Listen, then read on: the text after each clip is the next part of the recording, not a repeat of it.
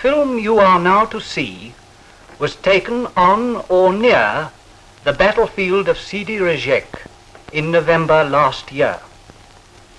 The story of the fighting there has already been told, but these pictures have only now become available.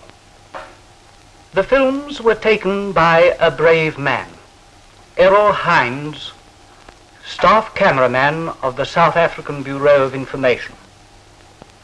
When it became obvious that he would be captured by the enemy, Mr. Hines had the presence of mind to bury his films near a beacon in the desert. A medical orderly helped him to bury his films together with this diary. Mr. Hines and the orderly went as prisoners of war to Benghazi. There they became separated. But Mr. Hines was able to tell a fellow prisoner, Major Boardman of the South African Irish, what he had done with his films, and mentioned that a medical orderly would be able to say where they had been buried. Fortunately, both Major Boardman and the medical orderly were rescued when our forces entered Benghazi some weeks later. Mr. Hines had in the meanwhile been taken to Italy as a prisoner of war. Major Boardman went in search of the orderly, and he was eventually located in a Cairo hospital. He was taken to Sidi, and there the buried films were found. This film tells the story of the advance into action from Egypt towards Sidi of the 1st South African Division. It records episodes in the fighting, but the film story comes to an abrupt end on the eve of the great German tank assault upon the 5th Brigade at Sidi. In that fighting, Errol Hines showed high courage. He was last seen shooting the advancing German tanks with his camera. Unfortunately, that film has either been lost or fallen into enemy hands. What you are about to see is presented not because the pictures are thrilling or dramatic, but because they have an historic interest as the only pictures of episodes in a battle in which our countrymen won for themselves and for South Africa imperishable glory.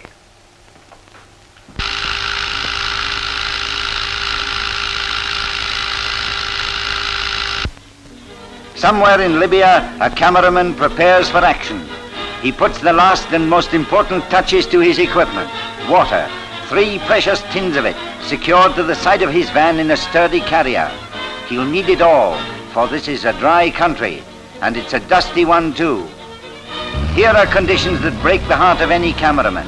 Endless miles of sand, churned into a vast cloud by our rumbling troop carriers.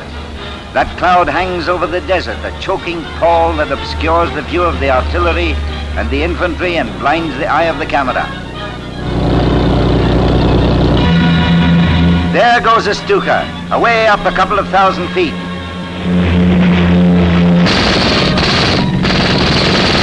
Yes, he's done some damage, shot up a few of our vehicles with his tracer bullets. But our fighters go up after him. There's a dogfight on.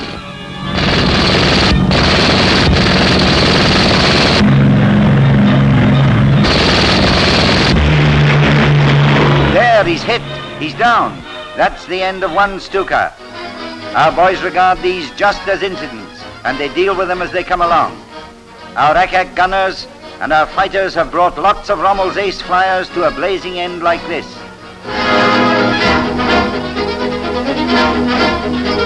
And the 8th Army moves on, leaving long streamers of desert dust behind it. But it has its troubles too. The wear and tear of this tough desert campaign leaves its mark on the vehicles. And right in the front line, our Technical Services Corps does its stuff. Here's an arc welder at a field workshop repairing a casting. There's a small soldering job for a bullet hole in a radiator, while for the real crocks, the big recovery van with its block and tackle goes into action. Yes, here is a big job. To look at it, you might think it was only fit for the scrap heap. Don't you believe it? The T services will have it on the road in no time. These are the boys that keep our army on its wheels.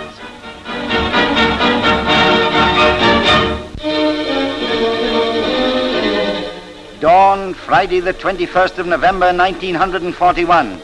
The barren sweep of desert around Sidi. The South Africans are standing to, ready to move off.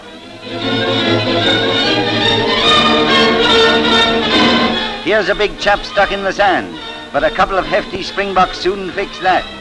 Artillery, ack-ack, troop carriers and transport move forward in the grey dawn.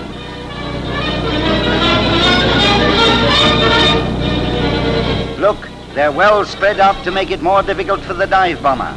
200 yards between them, they make a thrilling picture of movement in desert warfare as they rumble slowly westwards towards the massed forces of the enemy.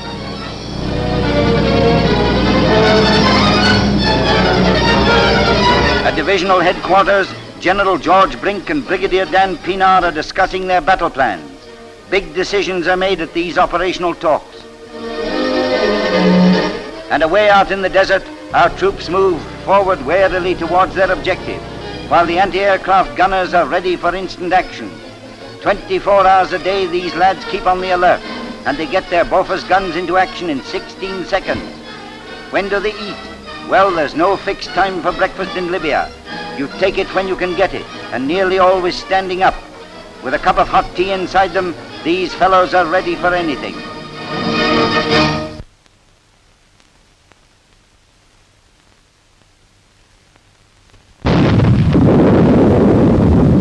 There go the anti-tank guns, and another Italian tank and its crew out of action. Yes, stick 'em up, buddy. And just to make certain there's no funny business, I'll take a look through your pockets. 14 Italian tanks had been cruising around, testing the strength of our line, and our anti-tank gunners gave them everything they had. Now look at that for a pretty sight. Just like a Springbok marksman, a bullseye every time. And so the 21st of November wore on. Rangefinders are kept busy, giving that precise touch of accuracy to our artillery.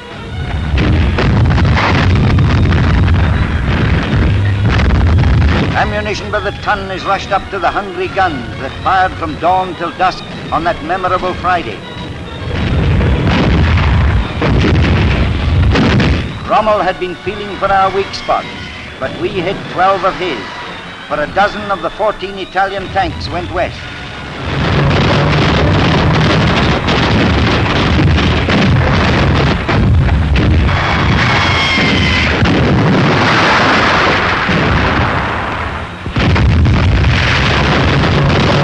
Then the South African Irish went out to round up the prisoners. You can always leave it to the Irish.